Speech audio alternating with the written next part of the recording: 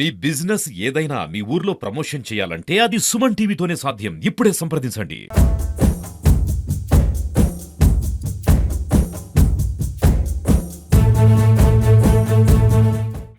ఇక్కడ ఎక్కడైనా మా నాయకుడు ఇక్కడ రెచ్చగొట్టే మాటలు మాట్లాడారా? మీరు విన్నారు కదా. ఈ వీడియో కాల్ అంటే మీ అందరికీ ఫార్వర్డ్ చేస్తాను, మీరు కూడా వినండి. మా నాయకుడు ఏం చెప్పాడు? గతంలో మన ప్రభుత్వం ఉన్నప్పుడు ఎక్కడే కానీ సామరస్యపూర్వకంగా మనం ప్రవర్తించాము, ఈ విధంగా దాడులకు కానీ రెచ్చగొట్టే విధంగా కానీ ఎక్కడు ఏనాడు కూడా చేయలేదు. మీరంతా సంఘటితంగా ఉండండి, వాళ్ళు రెచ్చగొట్టి మనల్ని ఇది చేయాలని ప్రయత్నిస్తున్నారు, ఏదైనా అవసరమైతే మాకు కాల్ చేయండి అని ఒక భరోసా ఇచ్చాడే తప్ప ఆమెలాగా ఎక్కడా రెచ్చగొట్టే మాటలు కానీ ఇంకో మాటలు కానీ మాట్లాడంలా. అదే ఆమె నిన్న ఎంత ఫ్రస్ట్రేషన్గా మాట్లాడుతుందంటే, గంజాయి బ్యాచ్ ఏమ్మా 1.5 సంవత్సరం అవుతుంది కూటమి ప్రభుత్వం అధికారంలోకి వచ్చి, నువ్వు వచ్చి గెలిచి మరి ఎందుకు అరికట్టలేకపోయావు? ఇదే గంజాయిని నువ్వు ఎందుకు అరికట్టలేకపోయావు? గతంలో 2 ఎస్పీల దగ్గరికి మా నాయకులు వెళ్ళి గంజాయిని కానీ ఏదన్నా ఉంటే అసాంఘిక కార్యక్రమాలు కానీ అరికట్టాల్సిన బాధ్యత ఉంది అని చెప్పి ఎస్పీ గారి దృష్టికి కూడా తీసుకొచ్చిన నాయకులు మా వాళ్ళు. నోరు ఉంది కదా అని ఏది మాట్లాడితే అది చెల్లదు. కడప నగరంలో తీసుకుంటే గతంలో నేను 30 సంవత్సరాల నుంచి రాజకీయంలో ఉన్నాను. శివాంధ్రెడ్డి గారు ఎమ్మెల్యే గెలిచినప్పటి నుంచి మొన్నటికి మా అంజాదన్న 2 తూర్లు ఉన్నప్పటి వరకు కూడా ఎక్కడ ఏదైనా జరిగినా కూడా ఎన్నికల వరకే. ఎన్నికల తర్వాత ఒకరికొకరు ఎక్కడైనా కనిపిస్తే మాట్లాడుకుంటారు, పాప్యంగా పలకరించుకుంటారు తప్ప ఈ మీలాగా కక్షలు కార్పణ్యాలు చేసే విధంగా రెచ్చగొట్టే మాటలు మాట్లాడే విధంగా ఎక్కడ చేసిన దాఖలాలే లేవు. అది మా నాయకుల సంస్కృతి. మా నాయకుల గురించి నీకు మాట్లాడే అర్హతే లేదు.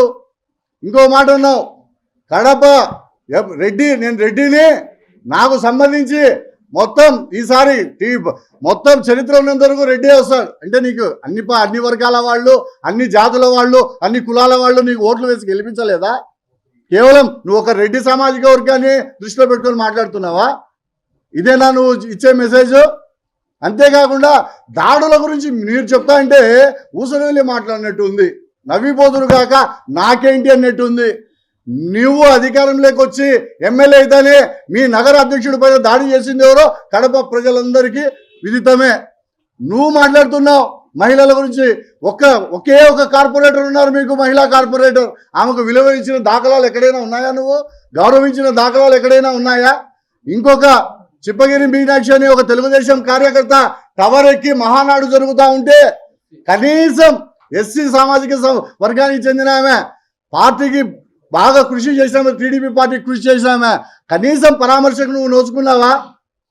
అదే మహిళలు నీ మీద ప్రెస్ మీట్ పెట్టి, మేము కాదు మీ పార్టీలో ఉన్న మహిళలు ప్రెస్ మీట్ పెట్టి నీ గురించి విమర్శించినారు. ఈరోజు కడప నగరం అంతా నీ గురించి ఏందో అందరికి తెలుసు. నీకు కావాలంటే మీ ఆధ్వర్యంలోనే బ్యాలెట్ పేపర్లు పెడతాం, బాక్సులు కడపలో 4 చోట్ల 5 చోట్ల ఓపెన్ బ్యాలెట్ పెడతాం. మా నాయకుడి గురించి, నీ గురించి ఏది రిజల్ట్ వస్తారో దానికి కట్టుబడి ఉంటాం. మీరు సిద్ధమేనా అని అడుగుతున్నా. ప్రభుత్వం గురించి అక్రమాల గురించి మాట్లాడుతున్నారు మీరు. మా ప్రభుత్వంలో కాదు, మీ ప్రభుత్వం నుంచి వచ్చినప్పటి నుంచి వైను, మైను, శాండ్, లాస్ట్ కొండలను కూడా కరిగించుకుంటా పోతున్నారు. ఇప్పుడు చేస్తా ఉండేది ఇన్ని మీకు కనపడడం లేదా? ఈ అక్రమాలు మీకు కనపడడం లేదా? మాధవిరెడ్డి గారు మాట్లాడుతూ బయటికి వచ్చేటప్పుడు నోటికి తాళం పెట్టుకొని రాండి అని చెప్పడం జరిగింది. మీడియా ముఖంగా నేను అడుగుతాను, మేమేమన్నా ప్రజాస్వామ్యంలో ఉన్నామా లేకపోతే ఏడన్నా పాకిస్తాన్లో ఉన్నామా? మాకు అర్థం కావడంలే. మీరు మాట్లాడే మాటలేంది తాళం పెట్టుకొని రావాలన్నా? అసలు నిన్న జరిగిన మీటింగ్లో మీ పక్కన కూర్చునే వాళ్ళల్లో ఒకే సామాజిక వర్గాన్ని మీరు కూర్చోబెట్టుకున్నప్పుడే మీ గురించి అర్థమైపోయింది ప్రజలకి. ఏమే ఒకే సామాజిక వర్గంని, అసలు నగరాధ్యక్షుడిగా ఎన్నికైంది ఒక మైనార్టీ లీడరు, ఆ మైనార్టీ లీడర్ని నువ్వు పక్కన కూర్చోబెట్టుకోవాలా. అట్లాంటి వ్యక్తిని కూర్చోబెట్టుకోకుండా ప్రధాన కార్యదర్శిని పక్కన కూర్చోబెట్టుకున్నప్పుడే నువ్వు ఏంటో అర్థమైపోయింది. కేవలం నువ్వు నీకు సంబంధించిన సామాజిక వర్గంనే ఎంకరేజ్ చేస్తున్నా పోతున్నావు. ఉదాహరణకు తీసుకుంటే నువ్వు మైనారిటీల పైన ఏ విధంగా దాడి చేసినావో చెప్తే, ఇంటి పక్కన ఇరుగు పొరుగునే వాళ్ళు కొట్లాడుకునేది ఉంటుంది. చిన్న కొలాటం తీసుకొని పోయి ఒక ఫోక్సో చట్టం పెట్టి 70 ఏళ్ల ముసలాయనని నువ్వు 15 నుంచి 20 రోజులు జైల్లో పెట్టిన చరిత్ర నీది. నువ్వా మాట్లాడేది? మళ్ళీ మా గురించి నోటికి తాళం పెట్టుకోవాలంటున్నావు. అది పక్కన పెడితే ఈమాల మైనారిటీ నాయకుడు జహీర్ అనే నాయకుడు గత 30 ఏళ్ల నుంచి అక్కడ సర్వీస్ చేస్తున్నాడు. ఏంది ఇక్కడ అని అడిగిన దానికి అతని పైన ఎస్సీ ఎస్టీ అల్ట్రాషన్ కేసా? ఎంతవరకు న్యాయం ఇది? ఎస్సీలలో ఉండి మాసాపేటలో ఉచితంగా నీరు ఇస్తా అంటే త్యాగరాజ్ అనే ఒక ఎస్సీ కార్పొరేటర్ పైన కేసు పెట్టిస్తావు, నా పైన కేసు పెట్టిస్తావు, ఒక బీసీ సోదరుడు పైన. నీకు కావాల్సిన సామాజిక వర్గం తక్క ఎస్సీలు కానీ బీసీలు కానీ మైనార్టీలు కానీ నువ్వు ఎంత అనగదొక్కుతున్నావో ప్రజలందరూ బాగా గమనిస్తున్నారక్క, అందరూ గమనిస్తున్నారు. ఇంకొకటి, నువ్వు కడప నగరంలో ఇప్పటి వరకు నువ్వు వచ్చి దాదాపు 16 నుంచి 18 నెలలు అవుతుంది. 16 నుంచి 18 నెలల్లో నువ్వు చేసిన అభివృద్ధి ఏమైనా ఉందా అంటే నాకు తెలిసి అభివృద్ధి ఏమో పక్కన పెట్టు, అవినీతి అయితే ఫుల్ ఉంది. ఏందంటావా? మీ పార్టీ ఆఫీసే తీసుకున్న ఉదాహరణకు దాదాపు 2.5 ఎకరాలు, అది ఒక సివిల్ సప్లైస్ గోడౌను. మళ్ళీ దాని తర్వాత న్యాక్ అనే సంస్థ అక్కడ నడపబడుతుంది. న్యాక్ అంటే మాలాంటి యువతకు నైపుణ్యం కోసం సెంట్రల్ గవర్నమెంట్ నుంచి వచ్చే ఒక స్కీమ్ ద్వారా నడిపేది. దాన్ని మీరు కబ్జా చేసి దాదాపు 40 నుంచి 50 లక్షలు స్క్రాప్. మీరు ఒక దొంగ టెండర్ వేసి ఆ 50 లక్షలు కూడా మీకు ముట్టిందనేది నిజమా కాదా? ఇది చాలన్నట్టు దేవుని గడప చెరువులో ఎవరైనా చేపలు పడతారు, లేకపోతే బోటింగ్ చేస్తారు. మీరు ఆడపోయి మట్టి తోలి ఆ మట్టిని అమ్ముకుంటూ మళ్ళీ అది చాలు అన్నట్టు చెరువులో ఎవరైనా వెంచర్లు వేస్తారక్క? అది వేసిన చరిత్ర మీది. మీరా మా గురించి మాట్లాడడం, మా నాయకుల గురించి మాట్లాడడం? మీరు అంజద్ బాషా గురించి మాట్లాడుతున్నారు, 1,00,000 డిన్నర్లు 2 లక్షల డిన్నర్లు అని. అంజద్ బాషా అనే వ్యక్తి ఒక నిరుపేద పిలిచినా కూడా పోతాడు. ఎందుకంటే ఆయన ఒక ప్రజాప్రతినిధి, పోవాల్సిన బాధ్యత నా పైన ఉంది. సావుకు పోవాలా, పెళ్లికి పోవాలా, ఏం జరిగినా పోవాలా, అదే ఆయన బాధ్యత. అంతేగాని దాన్ని కూడా నువ్వు హేళన చేసి మాట్లాడుతున్నావే. ఓహో, నీకు వ్యూస్ కోసము ఇన్స్టాగ్రామ్లో రీల్స్ కోసం బాగుంటాయి చెప్పడానికి, కానీ అవి చూసి కింద ఒకసారి కామెంట్ చదువుకోక ఎంత ఘోరాతి ఘోరంగా ఉన్నాయో. ఇదే అంజద్ బాషా అనే అతను ఎప్పటి నుంచి అయితే సర్వీస్ చేస్తున్నాడో కరోనా కాలంలో సొంత డబ్బులు ₹1 కోటి నిధులు కేటాయించినాడు. మీకు తెలుసా?